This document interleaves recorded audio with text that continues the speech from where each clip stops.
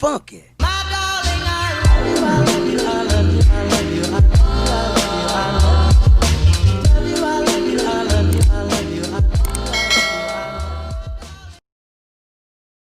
Hey you guys, welcome back to my channel. And in today's video I'm going to be going over basically quadratic equations again, but this time the a is going to be greater than 1.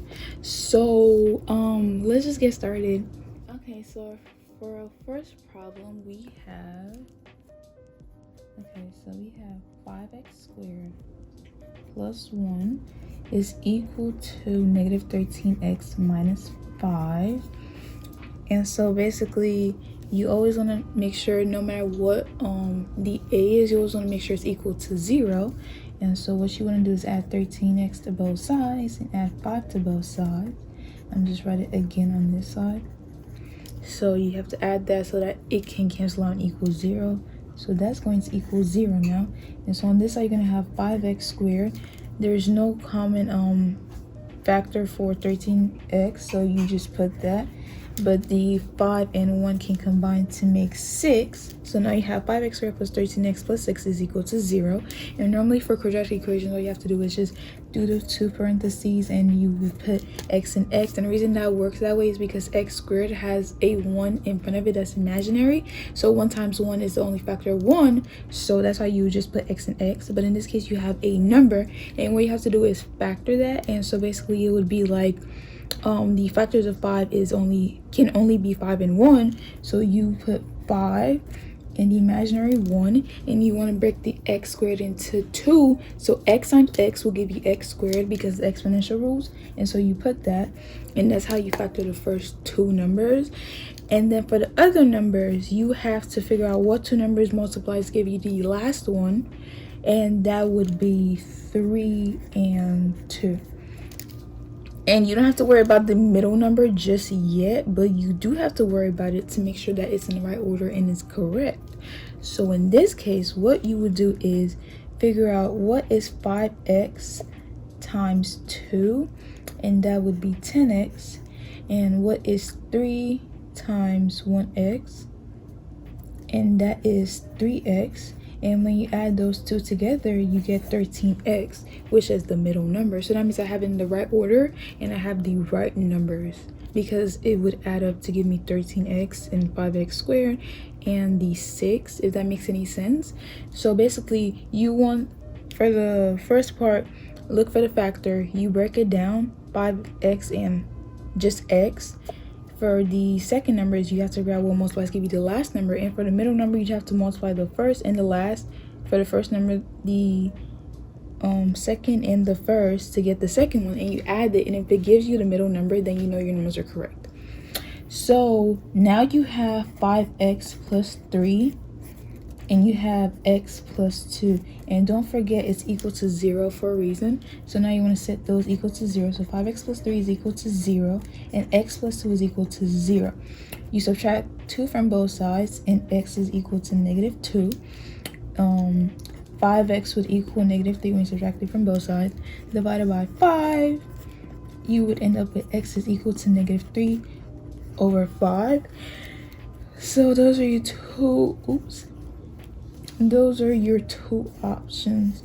Obviously drawing is not my specialty, but that's your answer to number 1. Okay, so now we have a second problem that is not identical, but it's basically just like the first one. So it is 2x squared minus x is equal to negative 8x plus 4.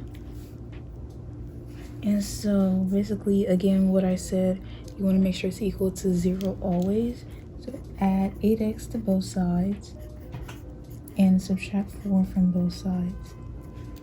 Okay, then mix that, whatever.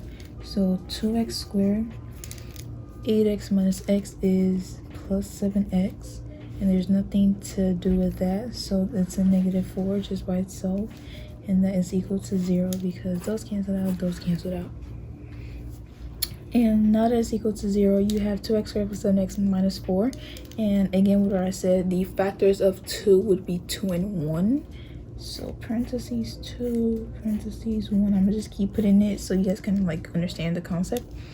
the factors of x squared is x and x. Okay, so now you have 2x and 1x, and now you want to figure out what two numbers multiplies give you -4, and the only factors of 4 is either 4 and 1 or -2 and +2. And I want to try -2 and +2 and see if that works out.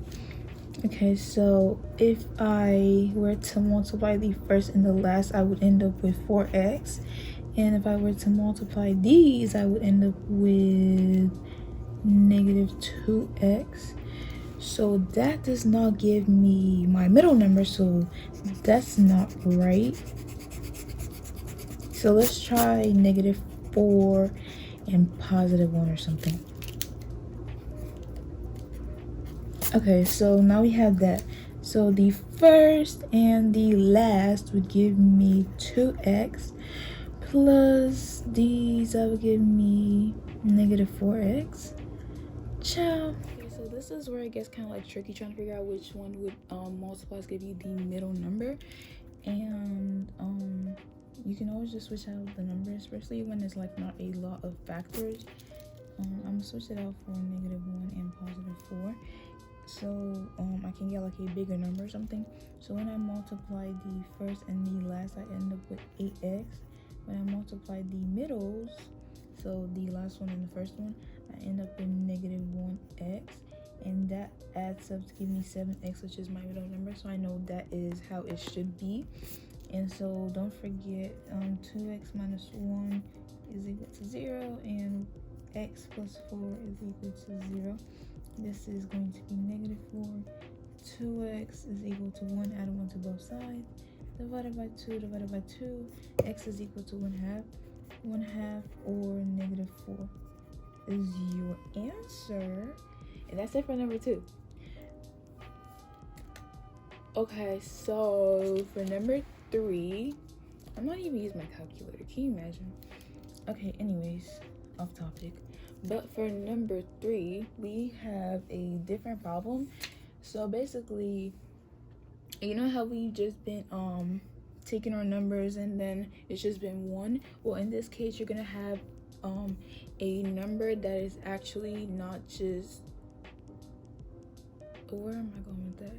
You're gonna have a number that has actual factors, and it's not just, it's not just a prime number. Because wait, yeah, these have been prime numbers, and this one is not gonna be a prime number, so you can actually multiply by numbers. So yeah, so you have 4x squared minus 4 minus 11 is equal to -8. That's equal to 0, so add 8 to both sides. 4x squared minus 4, and did I forget the x? I forgot the x. Okay, so -11 plus 8 is -3. That's equal to 0. Again, factors of 4 include 4 and 1 or 2 and 2. In this case, I'm gonna try 2 and 2 to show you guys how to do it in case you do need to do it. So factors of 4 include 2 and 2 or 4 and 1. I use 2, and factors of x squared is x1 and x1. So put that right beside it, because if you multiply 2x times 2x, is going to be 4x squared like it should. And for the middle number, there's not really much that you can do with -3, so it's either going to be -3 times 1 or -1 times 3. We're going to try out with -3 in the first one and see how that works out. So first times last is 2x, this times this is -6x, so -6x plus 2x is -4x, so it equals your middle number, so it's right.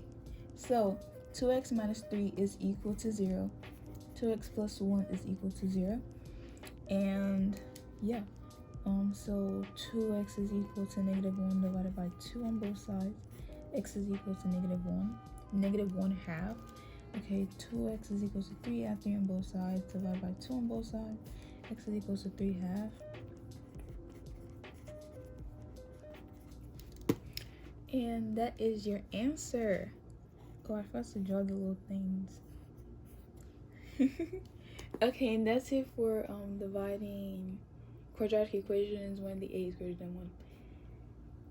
Thank you guys for watching. I hope you guys found the video helpful, and I hope you guys in the next one. Bye, guys. Hey, you guys. Hey guys, welcome back to my channel, and I hope you guys are having a good day. In today's video, I'm going to be going over quadratic equations again, but basically this time the a is going to be greater than 1. Why are you laughing? Oh my god. I literally just started. Why are you laughing? You don't know how to act. Shut up. Can I film? Shut up and film. Oh my god. I have to restart. Okay, you got it. Bruh.